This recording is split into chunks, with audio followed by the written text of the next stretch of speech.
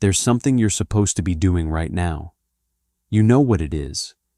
You've known for hours, maybe days. It isn't even that hard. It might genuinely matter to you. And yet, here you are, watching this instead.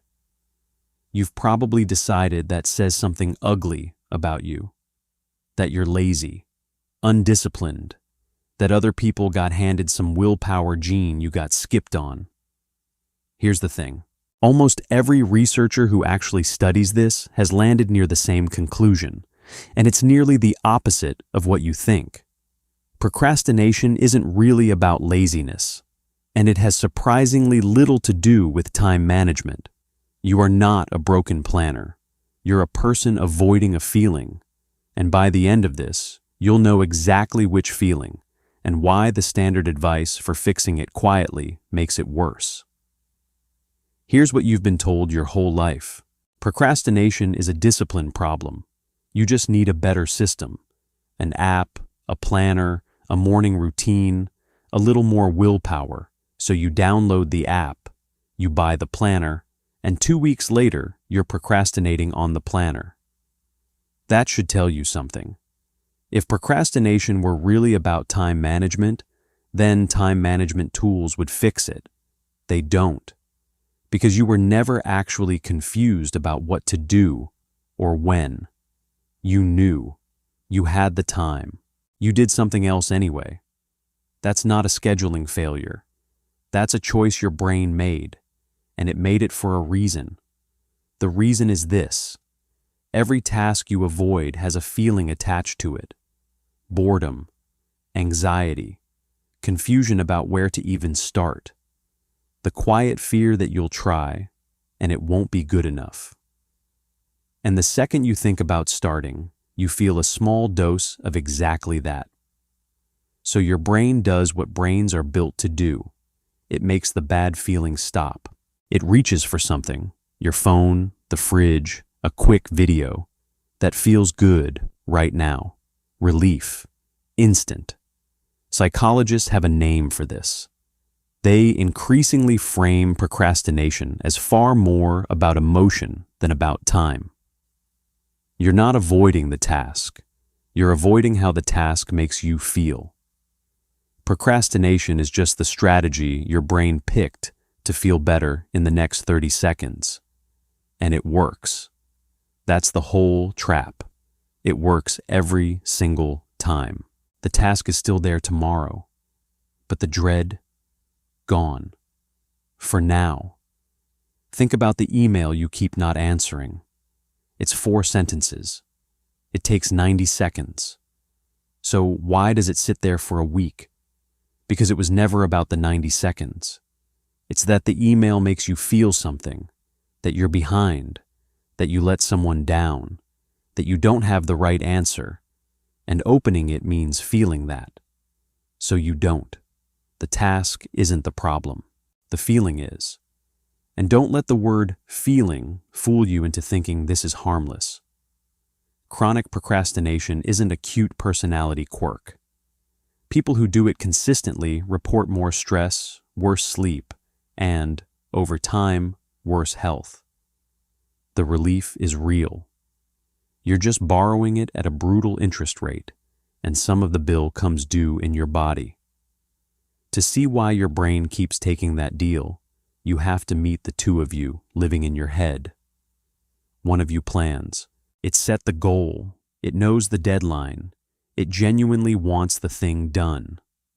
Slow, sensible, thinking about future you. The other one of you only knows now. It wants the bad feeling gone immediately, and the good feeling immediately. And it does not care even slightly about future you. It's older, faster, and louder. And here's the cruel math. Your brain steeply discounts the future.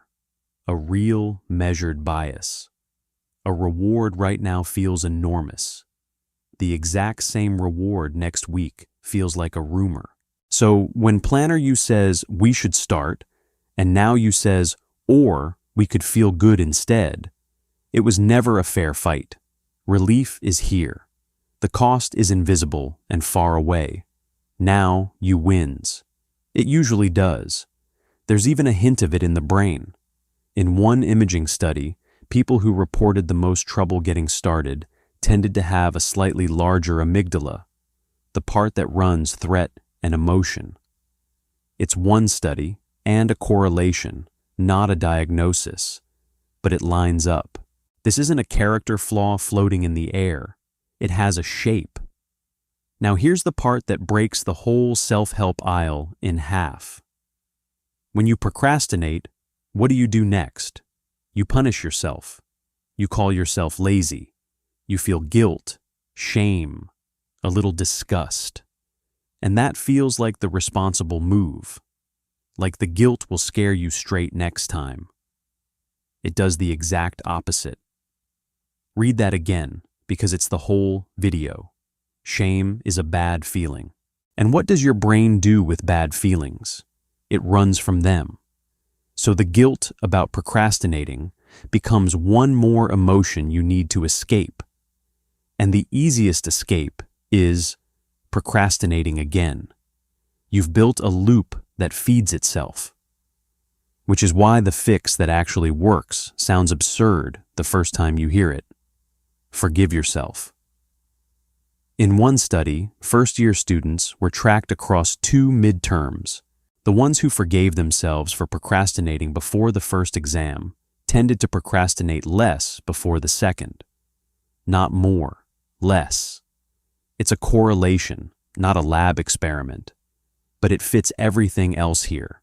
Drop the guilt, and you remove the very feeling that was fueling the avoidance.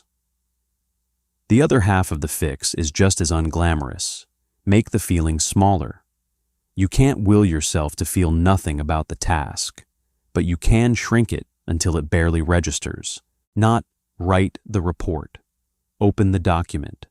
Write one bad sentence. The dread scales with the size of the thing you're picturing. Picture something tiny, and there's almost nothing left to run from. Your brain can't dread one sentence. It was never fighting the task. It was fighting the mountain you built out of it. Let me argue with myself because you should be suspicious. Come on, some people just need a hard deadline, and then they do it. Right, and that fits perfectly. A deadline works because it changes the emotional math. Suddenly, the pain of not doing it is bigger and closer than the pain of doing it. You didn't discover discipline. The fear just moved to the other side of the scale. Useful, but it's still emotion running the show. Isn't this just a fancy excuse? No, an excuse ends the conversation. This starts one. If procrastination were laziness, there'd be nothing to do but feel bad about your character.